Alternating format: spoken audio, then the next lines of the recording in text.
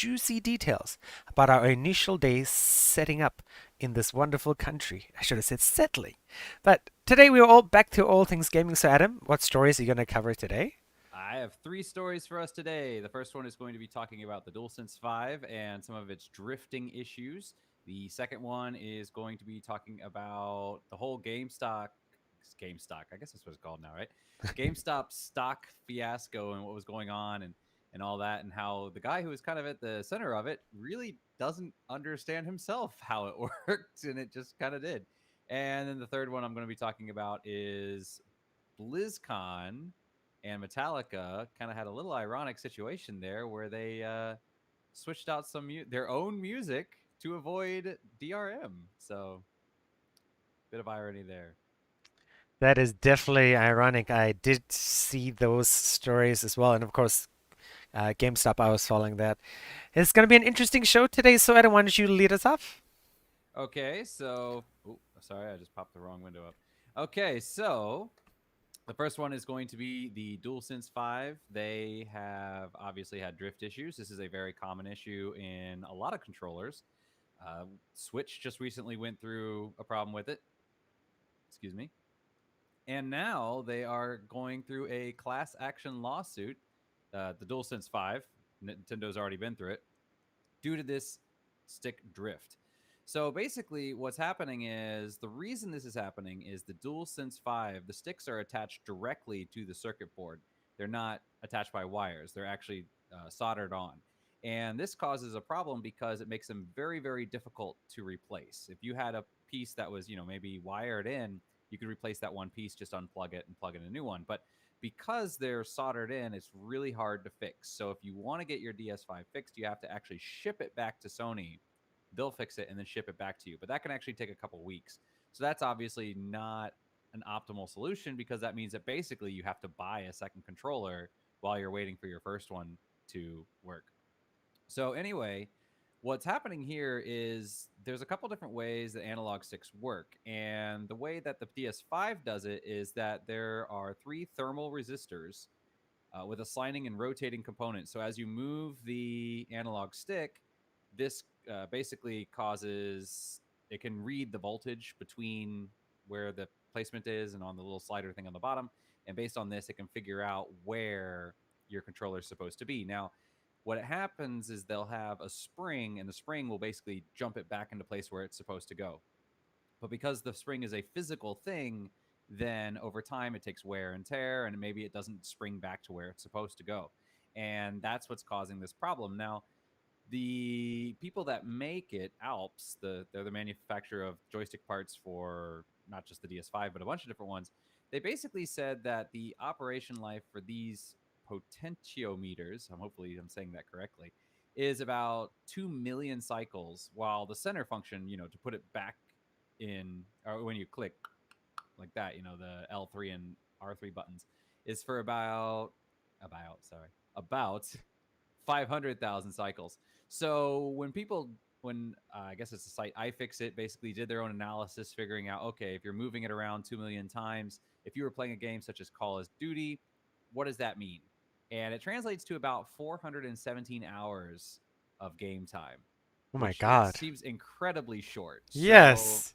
yeah, so it seems that the DualSense 5 is not just designed for, what's the word when you have something that's designed to fail? Planned obsolescence. Yes. Not only is it designed for planned obsolescence, but it's actually a really, really low number, apparently.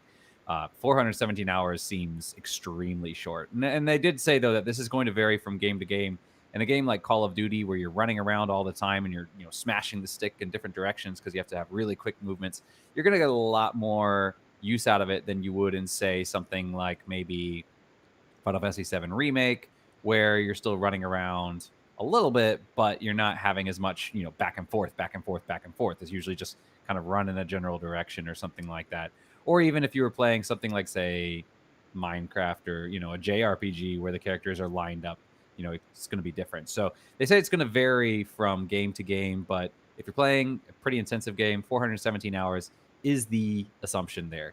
So yeah, that's a really big problem, and that's part of the reason why Sony is facing a class action lawsuit right now. is because apparently a lot of people have already hit that 417-hour mark, which, given that it came out in what, November, that's not that surprising that people have been able to put in 400 hours in 4 months. So, yeah. Oh, okay. Do you think this is a cost thing? Like, I mean, because the PS5 was cheap, I mean, given all the tech that went into the DS5, uh, that went into the PlayStation, I mean, they had to cut costs somehow, and instead of having like longer lasting components in the DS5, they're like, okay, just leave it like that. We want to keep costs down. I'm not entirely sure if that's the case or not. I mean, obviously, for instance, the PS5 itself is sold at a loss. So I wouldn't be surprised if the DS5s are also sold at a loss.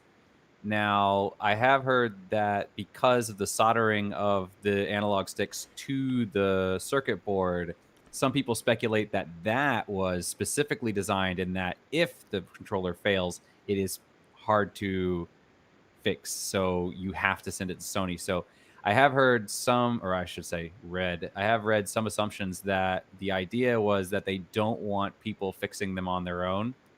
So they went out of their way to make it more difficult to fix. So as far as making, using cheaper components for the analog sticks themselves, I don't think they necessarily did that. I think they just used the same components that they've been using for a while. I think I read somewhere that actually the DS5 analogs are basically exactly the same as the DS4s. So I think they're just using, the same thing they've been using, but because they have this decision to make it on the board, then if you have to fix it, you have to send it back. You can't do it yourself easily unless you have, a soldering gun and you want to get into that yourself. So And do you think this opens up room for sort of less proprietary controllers where somebody looks at the DS5 and says, "Hey, like I think this week or the this month, some guys, I don't know where they're from actually, they came up with some pretty good Switch controllers, and they said, hey, these ones, my poor English, are not going to drift as much as the regular Switch ones, and the life cycle is better, and they look nicer, and the form looks better, and it's definitely grips better. I mean, just from the pictures themselves, they are more expensive. So do you think, I mean, like what is that company that released the black PS5 plates and said, hey, sue us? Do you think Sony's going to allow, non-proprietary controllers to be released? I think that's kind of been the general drift in consoles in general. Xbox seems to be pretty open to third-party controllers, but then I think that's because obviously Microsoft has a big stake in the PC market, so for them it's not that big of a deal if people aren't necessarily buying the Xbox controllers. But definitely Sony for the PS4, there weren't that many third-party controllers. I don't even think there were that many for the PS3. I mean, if you go back to like the original PlayStation and the PlayStation 2, the Nintendo 64, there were a lot of third-party controllers. And if you look at the last few generations, there aren't that many third parties. I mean, you have Scuf, and then you have Razer, and what was the other one? Nacon, the Nacon Revolution, I think was the other one. See, I'm not sure about the PlayStation, but I feel like all the major peripheral companies have released controllers. I mean, at least for the Switch, the Xbox, the PC, Android, iOS. In I the know they last, have them for I know they have them for PC, obviously, and I know they have them for Xbox. But like, for instance, on the PS4, there weren't that many third-party options. You're basically limited to Scuf for a long time, and those were basically, I think, modded DS4s, if I remember okay, correctly. so they're not And then, designed from the ground up. yeah, they're not designed from the ground up. Like, if you look at them, they're the same form factor and everything. They just added paddles to the back. So I think they just took Oh. regular DS4s and then maybe got inside and customized them a bit. I'm not entirely sure on that, so don't quote me on that. But if I remember correctly, that's what they did. So basically, until they came out with the Nacon Revolution and the Razer Raiju, you basically didn't have any other options other than the original PlayStation. And I think part of that is because the PlayStation added the touchpad. So there were a few. There was a Mad Cat one. I had one that was wired and I hated it.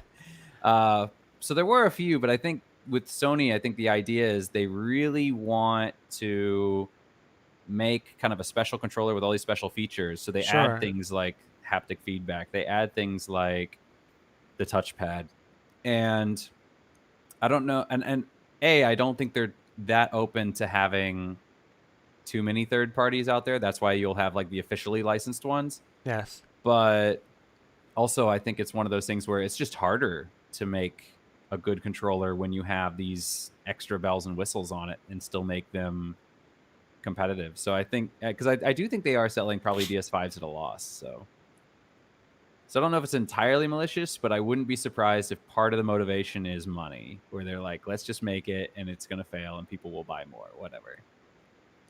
But that said, I don't really know how extensive the problem is. I obviously have 4 DS4s. Yes. I really only use 2 of them. I keep one here for my place. I keep one here with the computer that I use for when I do streaming, and then I have one in the living room. So when I need to, or when I want to play in the living room on the big screen, I can go out there. But I pretty much just use those 2. And yeah, I'm at 90 something hours on Valhalla. And that's the longest game I've been playing on the PS5, because that's what I kind of started with. And I have a lot of the smaller indie ones. But so I haven't quite hit that 400-hour mark yet. But Your wife is online. oh yeah, she loves watching. Good She vibes. can't listen, but Ah, so yeah. Korean's talking to my wife now. yes. Yeah, you made some good points about the controllers. I just did a quick Google search. I looked at SCAF's website, and yep, no PS5 controllers available. No. I did a Amazon Google search, and the top 30 results are all PlayStation or reviews of the DS5. Amazon, no Chinese knockoffs or anything like that yet. Yeah. Again, in the first few pages, so it definitely looks like Sony has done it. I mean, they've created control. I mean, it has been soon, not to mention limited supplies of things for everything. So I can imagine, even if you are a Chinese company or any company that's trying to create a knockoff or proprietary controller or non-proprietary controller, it's going to be difficult given the 2021 logistics situation. Yeah, but obviously with like what they're doing with the plates and stuff like that, where Sony's saying no, we don't want anybody making these plates out and whatnot. It's they really do seem to be kind of not wanting people to come in and create their own stuff for it. So it Do you does seem kind of hostile there. think that's anti-competitive? Yes, actually I do. I do think that's anti-competitive, and also too because my favorite controller of all time was the Pelican Afterglow for the PS2. And I have one. I actually still have it. It's in the other room. I could go grab it. But basically what I loved about it is, okay, so I have can you see this here? My DS5 here? Yes. Okay. So the way we have here, we have the 2 bumpers up the top, and then right below them you have the triggers, right? So when you're holding the controller, if you want to hold it like this, it just doesn't feel right. So most people hold it like this and then switch these fingers up. The Pelican moved the bumpers down here. So the bumpers were the triggers were actually where your middle fingers would actually naturally sit. So when you're sitting here like that, you actually always have access to the controllers. And I know for some people, like if they're playing shooters, they might want to use their index finger for the trigger finger. But it just made it so convenient because it was just way more comfortable, because that natural holding your controller like this, there was a button here, not 2 buttons up here. And I absolutely loved it. And when the PS3 came out, I really wanted another controller with that same form factor, and I couldn't find one anywhere. And it got to the point where I was actually trying to figure out, like, could I open up a DS3 and try to like cut open this part and move them and whatnot. And I actually opened up the DS3 to see if I could do it, and I tried, and the same thing with the DS4. And yeah, so the fact that you can actually create specialized controllers for specialized things, so you could have a controller that's really well designed for racing games. You could have a controller that's really well designed for RPGs, and you could have one that's really well designed for shooters. You can do that if you have a lot of third-party controllers, but if it's all first-party, then no, you're just going to have to get the best average controller. And I think that does hurt gamers in a way, because yeah, I do play shooters, but not as much as I play RPGs and stuff like that. So if I could have something that was, something that gave me access to those triggers with my middle fingers instead of having to, hold it in a weird or different way, that'd be super convenient for me. So I would definitely in a second buy that controller. So yeah, I definitely think it's anti-competitive. So for viewers, you can see the Pelican Afterglow up on the screen right now, Oh, fantastic. and Can they see the bottom of it? I could get a bottom image. I should get that for next because this is the second time you've mentioned this controller, so I was like, oh, I've I got to love show it that to so everyone. much. Your wife said you should check your line. No, she's telling me that I need to send tiramisu to her sister-in-law. So, Okay. Oh, cool. Lucky sister-in-law. but yeah, so that's the top of it. Yeah, so if you could get a bottom picture of it, you could really see it. God, But the two triggers are recessed, and it just makes it. It was so comfortable. It was the most comfortable controller I've ever touched in my life. you would think for such a revolutionary bottom, people would take pictures of the bottom. There are no bottom pictures There on. are bottom pictures. I'll send you a link. Oh, please do. I mean, we can put it up at the end of the show. Sure. Okay, then I'm gonna move on to my first story. Okay, my first story is this. It is a story, and I am looking at the wrong window, unfortunately. So, the story is out of CNET. Nintendo Switch games are too expensive and have every reason to be. It was published on February 19th, 2021. The links to all of these news items will be in the show notes for the podcast. I should actually include these on the videos as well, so we'll include those at some point as well. So, what is this article about? It says Switch games are more expensive than the Wii or Wii U games, and the author argues that they have every right to be. So the highlights are with the most recent Nintendo Direct, the HD version of Skyward Sword, that's Zelda Skyward Sword, ends up being more expensive than the previous generation version. The article says that Nintendo fans are to blame. It is true because people like me and others don't hesitate to pay full price for a game. That is totally true. Games also tend to not drop too much in value. For example, if you wanted to buy Mario Odyssey is still a $60 game 4 years later. So if you went onto the American eShop, which is where I am on, it is $60. The only way to get it cheaper is to buy it secondhand, and at American prices, you're not likely to get more than a $15 discount. So, I mean, Switch games are kind of a good investment as well because, I mean, even potentially 7-8 years later, I'm going to lose $15 on the $60 that I did pay, compared with some other games. So the article blames it on the fans, and I think this is part of the reason because that is true. People don't hesitate to buy games at full price on a Switch. I mean, and I think the other reason is because Switch games do have a lot of replay value. Take Breath of the Wild, take Mario Odyssey. I mean, I know people who've played Breath of the Wild for 200 hours, and Mario Odyssey, which is not a long game, have somehow managed to stretch it up to 40, 50 hours as well. And I think that's what Nintendo does. They give a lot of value for what you play. It's also really easy to trade or resell games. So even if I pay $60, I'm going to sell my game for $45 maybe after I finish it if I'm not a collector. And then I just need to pony up another $15 to buy another new full price game at some point. And let's say that cycle continues. So potentially speaking, I'm only paying $15 for new games if I'm selling every new game that I buy. And for someone like me, I'm not a collector. I don't tend to keep lots of games. It's actually a good deal. I'm the opposite. I definitely collect all my games. I have in our living room, I have a little cubby hole, and it's got I still got all my PlayStation 2 games there that I brought with me when I came from America, because that was back during the PlayStation 2 era. And then I have in the next shelf down is all the PS3 games. And then in front of my PS3 games, I have a short stack of PS4 games because I did go quite digital with the PS4. So all my physical games are pretty much things that my wife would get me for Christmas or birthdays or whatnot. I sent you the link for the Pelican Afterglow, so you can check that. Okay. Yep, ready for at the end of the show. All right, fantastic.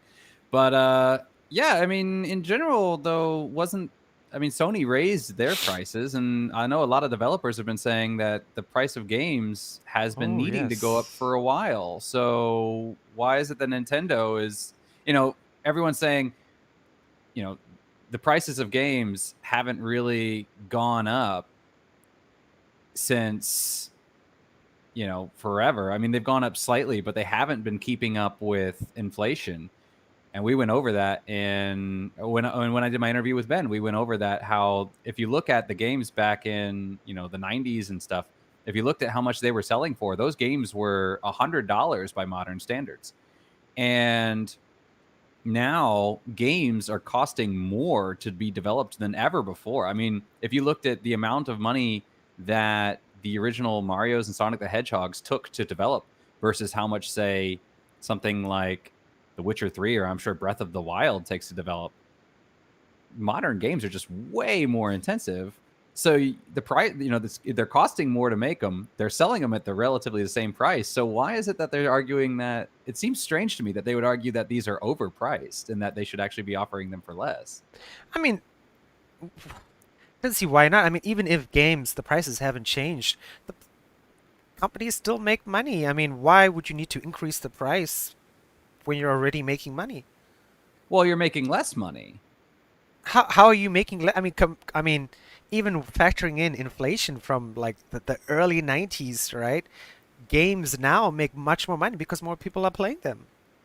No, that's true. There definitely is a much, much bigger industry and that sort of thing. But yeah, I mean, like for instance, if you looked at the profitability, because when I was talking to Ben, I actually did all the research on it. And if you looked at the profitability, I think it was the original Mario for the Nintendo.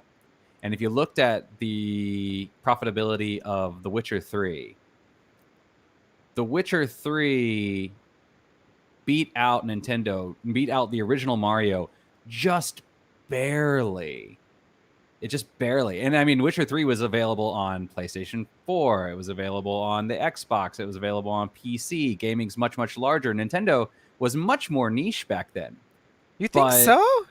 I mean, I would say, I mean, Nintendo back then, like even in Africa, Nintendo was a thing. I mean, The Witcher. oh no, it was definitely a thing. But I'm saying gaming as a whole wasn't as mainstream as it is now. Like now everybody I seems to mean, game, but right? comparing it to The Witcher is a niche game.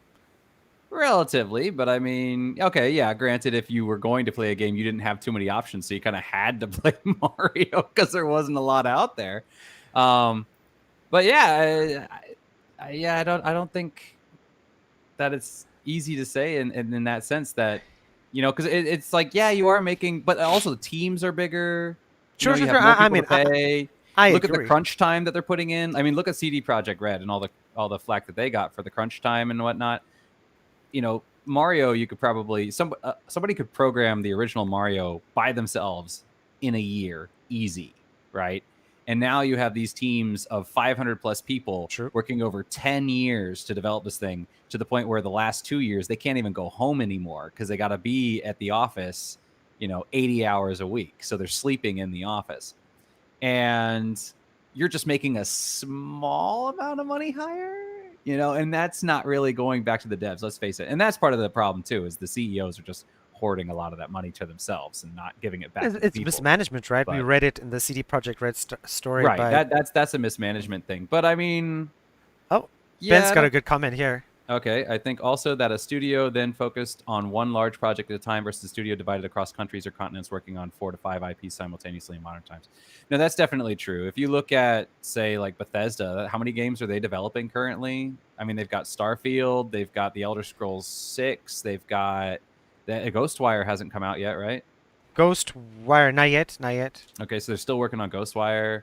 And they've dropped a few. I remember there was a MOBA game that they were working on that they dropped. And they've pushed back the game I was really excited for, which is that time game that the name Deathloop, supposed to come out supposed to come out this week, pushed back until May. Okay, that was Bethesda? Yep. Oh, okay. Yeah, so I mean, you're just doing all these other things and all that. And also too though, I mean, I don't know about South Africa, but I would say the Nintendo or gaming has spread to much more of the world than it was back Definitely. in, say, the 90s. I mean, Definitely, definitely definitely. countries that did not have access to these things, at least not easily. Now everybody games. I mean, what is it like? Even in America, they say you can live below the poverty line and you can still have an iPhone, right? So True, true, like true. yeah. So these things are definitely a lot more accessible to everybody, not just the richer people. Um, so, but yeah.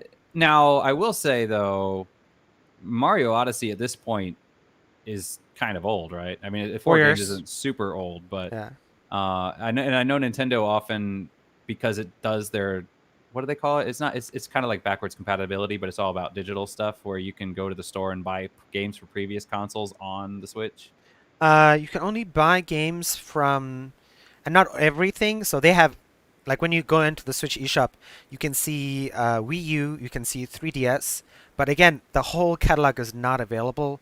Okay. Uh, it'll label it, and I mean, when I've seen the games, I've not seen more than 20 games from previous consoles when I'm browsing through the eShop. Oh, okay, because I thought they had kind of like a classics thing where you could go through and play like some of the classic Mario's and stuff like that. But A lot of that stuff is only available through Switch Online if you pay the monthly fee. So a lot of that stuff, I okay, mean, and again, they're ported. I wouldn't say ported is the right, like they're made compatible for emulated, the right? Switch. And then you only get to play them. So I can't buy them on the Switch eShop. I can only play them if I'm a Switch Online paying customer. Oh, okay. But I mean, Yes. those games should definitely be, I would say, reduced in price. The Well, I older mean, stuff. you can I buy mean, them. if it's part of the, yeah, I know you can't buy Yeah. them, but like for instance, what was it? Recently, the Last of Us, when they had, because now especially with backwards compatibility, you know, when PS5s and when the Xbox X Series, they get more populous when they're more available, because they have access to the older games of the PS4, and Xbox goes all the way back to the original one, right? Yes.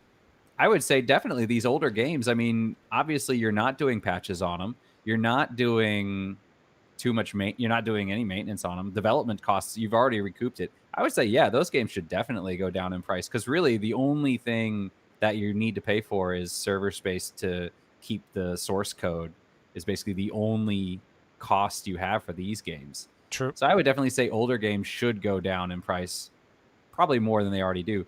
But for new games, yeah, I don't think new games are necessarily overpriced. I mean, I think compared to a lot of like indie games and stuff, and then again, it goes back to the cost of developing it. Again, in my opinion, I think games, a lot of games, not just Switch games, because I love my Switch. I'm not. I don't love Nintendo. I like Nintendo.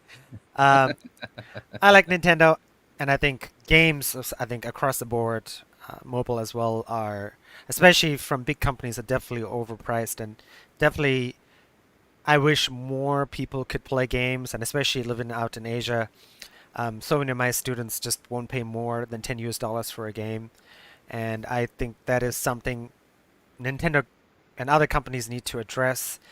Um, because I mean it's good for the indies because they get in there, they deliver tons of value for a low price, and that's awesome, and I think that's great. But I think people lose out on playing these wonderful sort of generational games like a Mario, like a Yoshi game, like a whatever, like a Final Fantasy. I should have said that, Fad. That's okay. I'm gonna pay no matter what it costs. I mean, you can? Yeah, I don't know if you can see it over there. I have my Cloud on his Fenrir. No, that's not the Fenrir. That's the, what's it? The Harvey Dayton. I don't remember what it's called, but it's but yeah, I got that, and that was from the first class edition. That was $300 US. So if it's a Final Fantasy, I'm buying it. I'm sorry, I don't care how much it costs.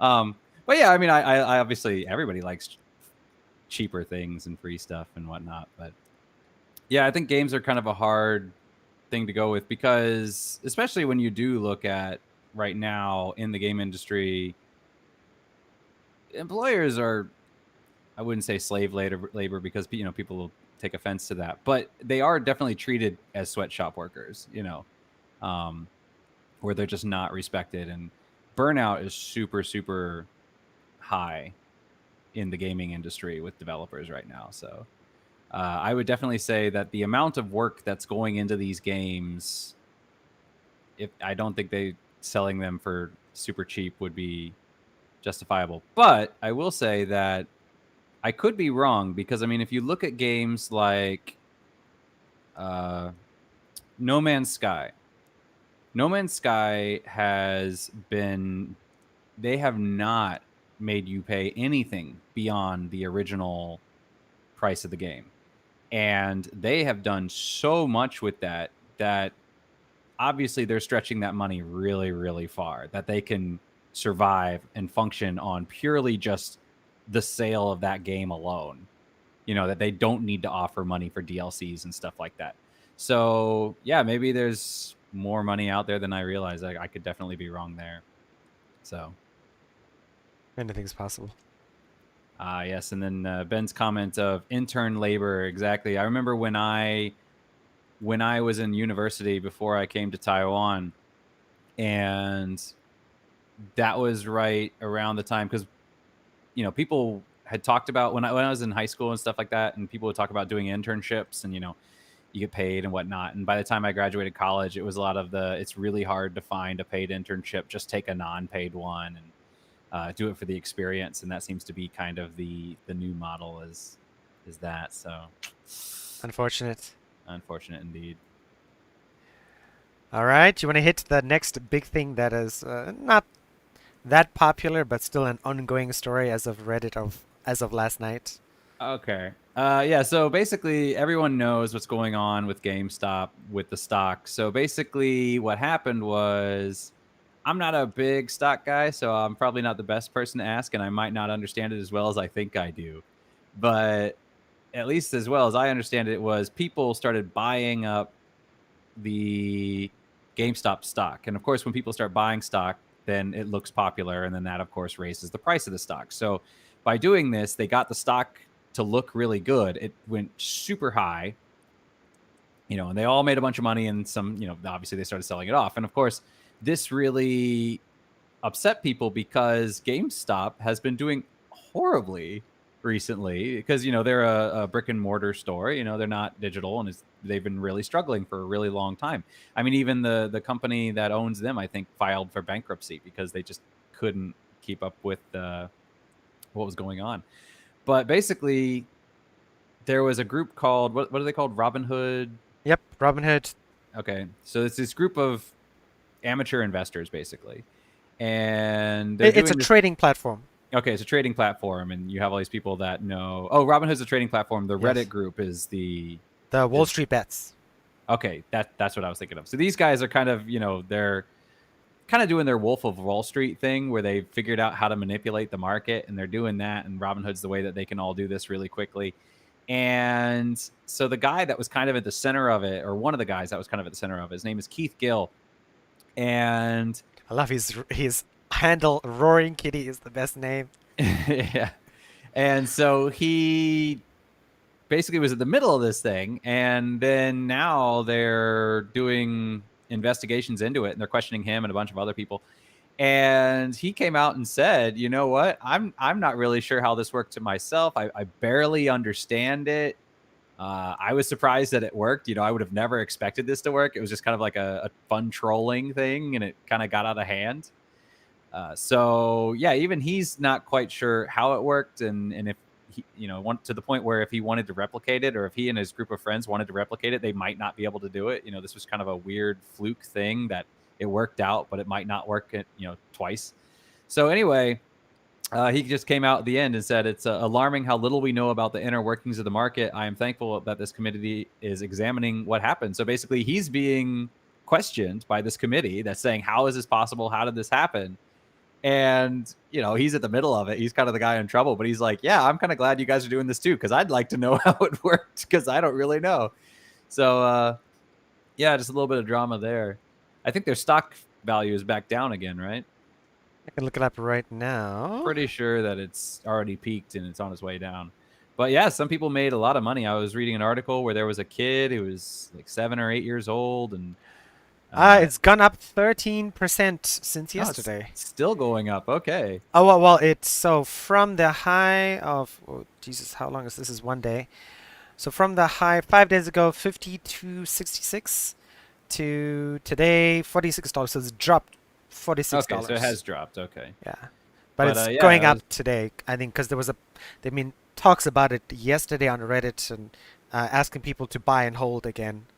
yeah, I read something about a kid who was 7 or 8 years old, and I don't remember if it was a boy or a girl, but they told their parents, "I want to invest in this," and the parents put in like, I don't know, a small amount, and it just blew up, and the kids sold it when it was high, and now this kid's made tons of money. Um, so yeah, definitely manipulating the market and whatnot. But it kind of, I mean, this is kind of what the whole Occupy Wall Street kind of thing was about, with these guys who kind of get in and take control of the situation. But here you have people who are not supposed to be the ones in control taking over it, and now the guys in power are kind of threatened by it. They don't like it, so I think it's kind of funny. Oh no, totally. Uh, I mean, to me, I think, it's something I've talked about the last few years as I've gotten older. The old adage of if you work hard, you'll succeed and make lots of money and be able to retire. And I think that's uh, not true anymore. You can work freaking hard to the bone, and you're could probably just gonna die poor. So, and I think it's this kind of stuff. I think the stuff that's going on with cryptocurrency, which I'll talk about later if we have time, probably, is I think there needs to be mechanisms, and I think Wall Street bets is uh, it's a good way. I mean, it is dangerous. I don't advocate it, but it's a good way for average people to make some money. I know some people have, and that's good for them. Yeah, I definitely agree with Ben's comment here that the problem isn't what they did. The problem is that the people who normally would be doing these things were not the ones who did it, and they're upset that somebody else figured out how to game the system. And the fact that these groups exist on Reddit that allow your average person to compete in this market that normally was, relegated to a certain elite few that kind of had insider access and whatnot. So, in a way, I find it amusing. I mean, I feel sort of like good about it because I did listen to a few podcasts about it when it was going on, and they talked about how the big hedge funds were shorting GameStop, and the guy Melvin Capital, and I didn't even realize what shorting was. I've heard it for so many years, and for those who don't know, shorting means you borrow stock because you believe the price is gonna go down, and they shorted it by like 40%, and when it went up 140%, they had to buy or pay the extra price because they borrowed it from somebody else, which is why they had to borrow $2 billion from Citron Capital to pay back because they shorted it so much, and I think that's wonderful that they screwed the hedge funds. Oh, I agree. It's I love that it's the group's name is Robinhood because I do feel like they kind of Robinhood's captured that essence. the trading platform. The trading platform. But I do kind of like the name, the fact that it does kind of it kind of fits the name. We just in this one particular situation, these low level guys kind of stuck it to the man. Yes. So I mean, Robinhood was part of the problem. I don't know if you read that. I'm sure it was, but I just like the Oh, the name Robinhood is the cool. name. Yes, I yes, thought was appropriate given the situation. yes, yes. It was good, and it's hopefully people can band together and make some money, and I hope especially so. now with the pandemic and people are struggling, things can get a little bit better for a lot of people. I'm kind of, now this is kind of a tangent. I'm kind of surprised that, because we were talking about stores the other week, right? With Epic Store and Steam and all that. I'm kind of surprised that GameStop hasn't done their own kind of digital distribution, and they're really just sticking to the brick and mortar thing. And again, this is just a podcast. I've heard they've been through 5 CEOs in the last 5 years. Oh, okay. So, and I can imagine, a lack of leadership will do that to you. Mm. If somebody had stuck in there and institutional investors, people on the board were like, no, no, no, brick and mortar is the way to go. I mean, even you look at here's a great example. I mean, I look at places like um, Tangkun, which is the Chinese, and the English name is like TKEC. Uh, City Digital World. I'll just use the English names. Sunfar, SUN. These are all stores that are really popular with people here. People still do a lot of brick and mortar shopping, even for clothes. Like clothes here, so many small boutique stores everywhere. Yeah. And I find that surprising because when I lived in America 10 years ago, people were buying stuff from Fry's, from Newegg, from loads of places when it came to electronics. Nobody was buying stuff going into the store back then. I think it's even worse now in the States. Yeah, no, here it's definitely Taiwan's kind of its own little bubble.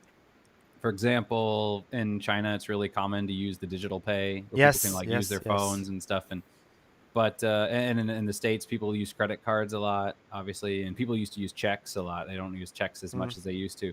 But here in Taiwan, cash is still king. I mean, we're moving slowly towards Apple Pay and Line Pay and that sort of thing. yes. But I definitely cash is still very Unfortunately, common. I yes. like cash.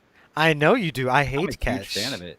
I'm a huge fan of it because I can take out my wallet and I can see the money floating away, and Yes. it makes me nervous, and then that makes me not overspend. I think cash is still like, especially pandemic-wise, still a carrier of bad things. NFC, like without having to touch a contact pad and, there's nobody's touching my stuff. I'm not touching their stuff is the safest way to go. Oh no, there's definitely a convenience to it. I mean, part of my thing too is every time I buy something or spend money, and it drives my wife a little bit nuts, but I have a little Excel sheet on my phone, and every time Yes. I spend money, I open up the Excel sheet and I enter up how much money I spent. And I mean, if you had like, was it the NCF and NFS? I don't remember which one. NFC. NFC. You go boop, and it deducts the money automatically, but it'll keep a record of all your receipts and stuff on Yes. there as well. Yes. So I mean, I wouldn't have to do that manually. It could just automatically do it. And at the end of the day, I could compile them. Yes. But the fact that I have to do it manually keeps me focused on how much I'm spending, and I'm much more aware of how much I'm spending. And it does help me control my spending. So for me, cash is a form of safety. Yeah, we've had this discussion Yeah. before. Yes. So. All right. I'm gonna skip to my story number 3 Oh no. because, and then we can go on to your story number 3. Sure. All right, and we're gonna say goodbye to GameStop Bye and bye. Koreans number 3. Okay, so um, if you didn't know, we talked about this, Jesus, I think earlier this year or maybe the end of last year, that you know everywhere in the world there were GPU shortages. Nvidia's 3 series was released, nobody could buy it. AMD's 6000 series was released, nobody can buy it still. That is still currently the story in America. I just saw a YouTube video last night where a guy made a channel which was like data analytics channel. He was like live video of analysis of current GPU availability in the States. That was not the title, but was something much cooler and shorter, but that was the gist of it. And as of this weekend and this week, talking to Hans, a friend of the show, and me as well, I went to Sunfar, which is one of the electronics stores relatively close to where Adam lives and a little bit further when I live. And that is pretty much what the shelf looks like. It was empty.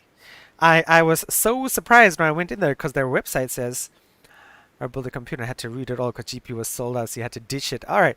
Um, Oh no, that sounds awful. Yes, my brother built a computer and had to read it all because the GPU was sold out, so you had to ditch the build and start from scratch. Ridiculous with GPUs. Yes, Plum Power's part. Yes. Uh, I was not angry. I was just like really surprised. I asked the store clerk, I'm like, that's all the GPUs you have? And he was like, yes, there was in a, Jesus, 5-floor store, they had 7 GPUs and they were the bottom of the range GPUs. Like the GPUs you couldn't even play Fortnite on because it would just run really badly. could you play Minecraft? You could play Minecraft, Okay, well that's all you need. probably. Probably. Oh no. Yeah, it's really terrible. I was so surprised, and then that sort of ballooned. I checked with the stores, the yellow stores. Again, they're called TKEC in English, Tangkun in Chinese, and they said, nope. The only way you're gonna get a decent graphics card, and again, not even a good graphics card, a decent one, is you have to buy a whole computer. And then this is exacerbated because a friend of mine, Hans, and I, we are not the problem. Let me just say this before I say this: is we do mine cryptocurrency. We only have one machine, he went to buy a replacement card for our current mining machine, just one card, and the store was like, which is following sort of what the American stores are doing, not just American, like Western stores are doing now, which is if you want to buy a graphics card, they will sell it to you, but in a whole new computer. So our crazy friend said, "Hey, okay, I need this graphics card." He just bought a whole new computer just for the graphics card. How long would you have to do mining to offset the cost? With the card that he bought, Jesus Christ, 3 months Okay. at current Mm. prices, and you'd make back your money. What card was it? He bought 6900. 69. So that is the top tier AMD card at the moment, which for mining cryptocurrency is almost close to the top. Not as good as actually no, it is the top tier card because Nvidia's 3090 does better mining speed, but it uses more power, and this has the good balance of math capability and power. And for those who don't know, in Taiwan, power is really cheap from September, October to May every year because they drop the prices and then in summer they increase the prices. So, which is why people like I had somebody move into an apartment next to me, and when he was checking out the apartment, he brought a bunch of computers and plugged them in, which I assume were mining computers. Yeah, the reason for that is it's actually quite warm here, so none of the houses come with heating at all. Yes. You have to buy like these little external, basically they're like little toaster ovens, but none of the houses have indoor heating. So in the summertime when it gets hot, everybody has AC, so everybody's running AC. But in the wintertime, it's warm enough that you don't need heating, so we're not using electricity for anything other than lights, really. So Yep. yeah. Yes. How much So did he pay for the PC as a whole? Do you know? I would have guessed the card itself is 40,000 Taiwan dollars, so that's a bit more than 1,000. So with the PC itself, Probably around 50 or so, 50 to 60. maybe more, because they probably would have made like a high, would have bundled that card with a high-end PC at the same time. So you probably would have paid at least 3,000 US dollars. So Mason's saying it's 40 degrees Celsius with 95 humidity, gnarly weather. Is he talking about Taiwan or is he talking about where he is right now? Is that Plum Forest Pot? Is that Mason? That's Mason, yeah. Oh, damn. Yeah, right now in Taiwan it's not that bad. It can get up 40 degrees Celsius. Where maybe in Taipei, not here. Oh, because I've tuned into Mason's church sometime. I didn't realize it was Mason. Yep, that's Mason. Ah. So what is the weather like today? Yeah, in Kaohsiung it rarely gets over 35. It can, but right. Oh well, today is 27 degrees Celsius. Yeah, I did see that on my phone as well. It's going to be quite warm this week, but it's going to drop by like 10 by the time it comes to nighttime. Yeah, no, it's kind of like a desert in a way sometimes, right? It gets really Yes. cold at night and really warm during the day. But our humidity is only 39%. But the real problem here is the parts per million pollution. True, That's the real problem. true. So the takeaway, viewers, listeners to the podcast is I would suggest if you want to buy a card, hop onto a company like EVGA. They have a queuing system. And if you really want to get a card, don't buy a whole computer. Hop onto the queuing system. You're going to have to wait, so plan ahead. Enter the queuing system, pay your money up front. EVGA has been really good about it. And your number will come up. You'll get your card eventually. I guess the current lead time when I checked last night is like 3 to 4 months. That kind of sucks, yes, but it's better than buying a whole new machine. Or alternatively, you buy a card from places where electricity is expensive, like South Africa, and ship it to Taiwan and hopefully get it in 2 months. Hopefully. Yes. So, headline: GPU shortage hits Taiwan. That's too bad. We were doing so well. The other day, Korean was talking about it, and I was like, what are you talking about? There's a store. They've got all these GPUs. And no, it turns out they just had the boxes. They just stacked the boxes all Oh, the way yes, in the window. yes. And they don't actually have them in the store. Decoration. Yeah. It was purely for decoration. Misleading is what it is. But apparently it was a repair shop, not a store. So Yes. tricked me. All right, so I guess that brings me to my third and last one. Go Relatively ahead. short. So BlizzCon was recently hosted, and due to the pandemic, they decided that we're going to do it entirely online. So it's not a big thing for everybody to show up. And as a result of that, BlizzCon thought, or Blizzard thought, or EA Activision, anyway, whoever's running the show, basically said, let's make it free so you could attend it for free. And they streamed it on Twitch and all these other channels. So apparently, if you went to Blizzard's official channel during one part of the show, they had Metallica come out and play some music. So if you watched Metallica's Twitch feed, their personal Twitch feed, you could watch the concert. If you watched Blizzard's official feed, you could watch the concert. But if you were watching the official Twitch game channel or whatever that they have for these big events, when Metallica came on, they cut the music, and apparently a lot of other Twitch feeds also cut the music and just put it on mute. But the main feed cut the music and then put in this royalty-free kind of like Christmas bell kind of music. And so you see Metallica out there jamming on, and then they have this like, kind of happy, like people were calling it Legend of Zelda bell music, basically. And the reason for this is because you've been having, like Twitch and YouTube and all these different groups, they're always having these DMCA troubles where you put something on, you play some music, and then they cut you or they ban you or whatever. So Twitch, in order to prevent this from being a problem, because they don't want to play Metallica's music, because that could be seen as a IP issue, cut Metallica out of their own show so that they wouldn't have to deal with it. And a lot of people think that this is great and are actually really enjoying it, because it's just cheesy and it's funny and it's goofy. But right, exactly what Ben says here, Metallica literally started the royalty lawsuit against Napster way back in the day. No one will take a chance with them. And that's what is happening right now, is a lot of people are seeing the beautiful irony in this, and that Metallica was the group that was really against, don't put our music on YouTube, don't do this, don't do that, pay the artists and all this. And now it's really come back to bite them, to the point where they can't even, their own music can't be played at their own concert because people are worried about it being taken down.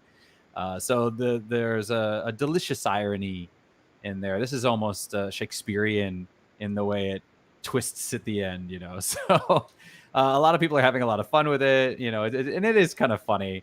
You got to laugh at these things. I don't know if Metallica's laughing all that much, but they should be. I mean, you got to admit, it's kind of a funny situation. And I haven't heard the music. I do want to go back and watch the stream just to hear the music, because I've heard it's really like just really weird and jarring. But yeah, so it's funny. Yeah, I did see the story. I didn't realize how terrible it was with the Zelda music or Zelda bell-like music. That's interesting. Yeah, there's probably a YouTube video up somewhere where you can watch it and see what it sounds like. But they were saying it's like kind of like Christmassy bells or something. I haven't heard it yet, but Okay. yeah, just enjoy it. Definitely. Now I've got to load up Adams. What's the Amage? Oh, can't speak today. Amage, yeah, I was pronouncing words earlier too. This is what happens when you live in Taiwan too long, and you listen to the kids, and then they grow on you, and the language seeps into you. It does indeed. Where is Adam's picture? There it is. Afterglow. Yeah, so this is the Pelican Afterglow. This is what the bottom looks like. And you can see Metallica one. There we go. Are you still on the Metallica one? Yeah. Oh, I just had to hide it. There we go. Oh, okay. All right. So resize that big boy. Yeah, there we go. All right. So anyway, you can see where the R2 and the L2 are recessed underneath the controller. You can kind of see the black tabs. That you might not be able to see it there. It's kind of small, but yeah. So if you see it there, then that was just the most comfortable setup for me ever, because it just normally, like I said, when I'm holding a controller, I hold it like this, and my thumbs sit here, so it's kind of resting on, or not my thumbs, but my middle finger sit here, so it's kind of resting on it. So the fact that the triggers were down here just made it super, super comfortable for me. So that is my favorite controller of all time. I look for this controller all the time, where I'm always online, and all throughout the the PlayStation 4, I was like, PlayStation 4 third-party controllers, looking them up all the time, trying to see if anything was even remotely like this, and nobody's ever copied it, and I don't know why, and it makes me very, very sad. So Okay. It does look really, really cool. he's God, saying close the lights. He's using Chinglish because they always say close the lights or close the TV instead of turn ah, off the lights, turn off the TV. I was like, oh God, do we have some like really bright lights on somewhere? No, no, no. But notice that's the thing. He said close the lights, and you immediately just think, you don't even register that that's grammatically Incorrect. incorrect. Yes, no, I don't. You just immediately understood what he was saying. I was just like, oh, Guanteng. Yes, that's right. Yeah, yeah, yeah. No, I've definitely done that. I did that the other day where I said close the TV, and then immediately after it, I was like, wait, no, turn off the TV. Oh God, I say like a broken English in class all the time recently. I gotta I really do it all the stop. time too, and it drives my wife nuts, and it's bad. Like I'll At least your wife knows the difference. My partner, No, she does, but that's the thing is I don't do it to her. But like if we go somewhere and there's somebody and I'm trying to explain something and I'll cut out like articles or I'll simplify things and I'll say them in kind of a Chinglish kind of way because in my mind I'm thinking like, okay, it'll be easier for this person to understand. And then my wife's Hmm. like, don't do that, is it not microtransactions, microaggressions, and it's bad. So Oh, I like that. Mason said it's language learning for necessity. it is, and one of the biggest things that have helped me in learning Chinese is actually listening to the mistakes my students make. Because when my students say something wrong, there's a 90% chance that the reason they're saying it wrong is because they're thinking in Chinese and they're using Yes, English yes, words with yes. Chinese grammar. So when I'm trying to remember how to say something in Chinese, I just think about how would my students screw this up? And that's probably the right way to do it in Chinese. I remind students all the time, like, hey, no, this is Chinese English. Speak English English. Reverse the order. Yeah, yeah, yeah. Yeah. But yeah, I definitely do that all the time with like close the lights or there's some grammatical things I can't remember what it is, but they always screw it up, and so Oh, I yeah. always think like, oh yeah, yeah. So the Or like, go ahead. go ahead. I was gonna say like how they use have, or when you are trying to say where are you going, you want to go where, and little kids will come up, teacher, Chinese New Year, you want to go where? Ah, And yes, they're trying to say yes, where are you going, but yes, and then I just try to think how would the kids say it, and then I'm like, okay, so ni yao tu nali, right? yes. So I was gonna say this is a lovely segue into our continuation of life in Taiwan next week. yeah, Yes. thanks, Mason. We owe you. So, I mean, we talked. I mean, where did we end up off next week? Did we talk? I mean, We kind of introduced how we got here, but we didn't really talk about life here yes. as much in itself. So maybe we'll sort of skip the introductions because we already talked about it. Right.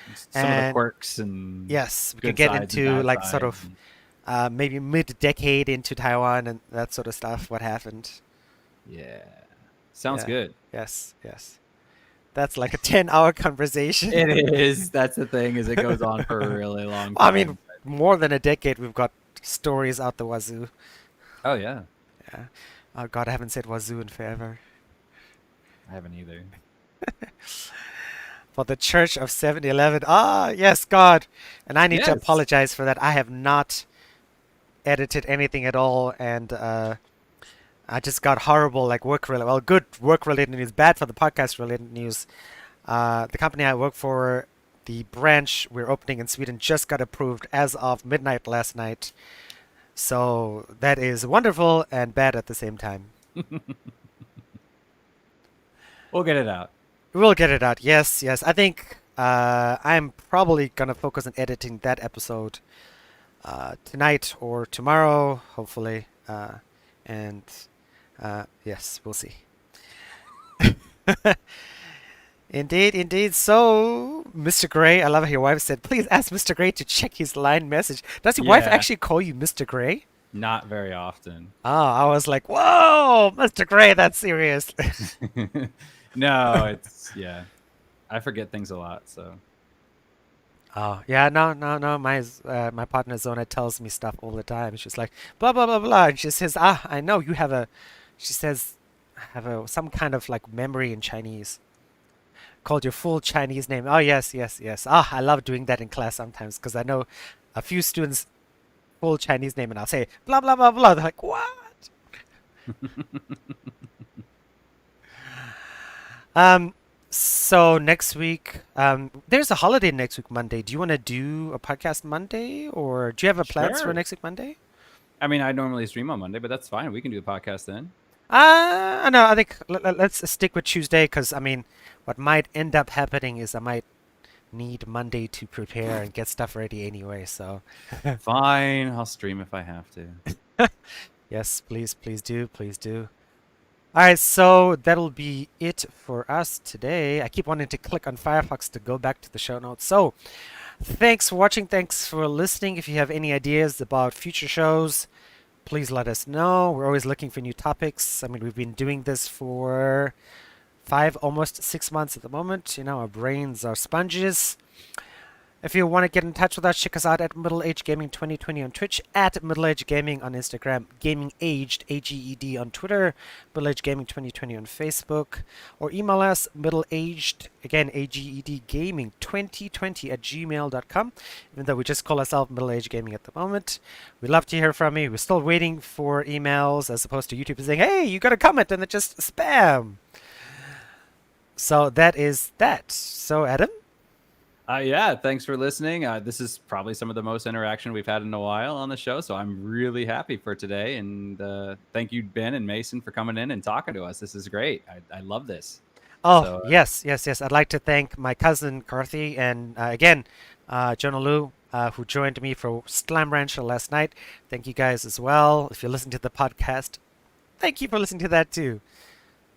that's right. Shout outs for everybody. So, yeah. Shout outs for everybody. Yes. All right. So, I guess we'll all see. You will all see. Everybody's going to see everybody next week. So, yeah, Yes. check it out. Tuesday there at and- the regular time, 9:45 Taiwanese time, roughly 10 a.m. Taiwanese time. And we'll see you guys next week. That's right. And catch our streams in the meantime. Yes, please do. All right. Good evening and good morning to everybody. See you guys next week.